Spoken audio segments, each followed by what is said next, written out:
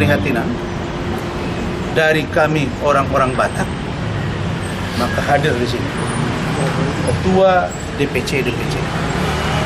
Kita tidak mengerahkan orang karena ini tidak ranahnya, apalagi COVID.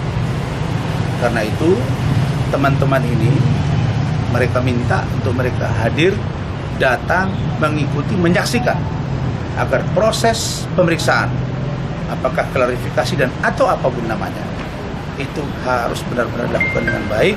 Dan kami percaya proses klarifikasi ini akan nanti dilanjut dengan gelar dan menjadi lidik. Setelah lidik, kami percaya berdasarkan fakta dan data yang kami miliki akan naik menjadi sidik, bahkan tersangka. Bagaimana caranya? Nanti kami akan lihat. Nah, karena itu pada siang hari ini untuk laporan Saudara Binto Mawi terhadap akun atau pemilik akun Hotman Paris Official dengan mengupload satu video porno itu sudah diproses. Begitu juga dengan postingan-postingan yang kami duga berbau porno aksi.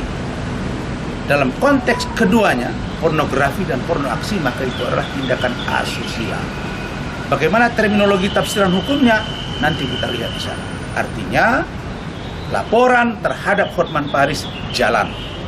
Tidak ada hambatan. Dan kita appreciate kepada Pak Kapolda, Pak Kadir Krimsus, Kasubdit, dan Kanit dalam konteks cybercrime.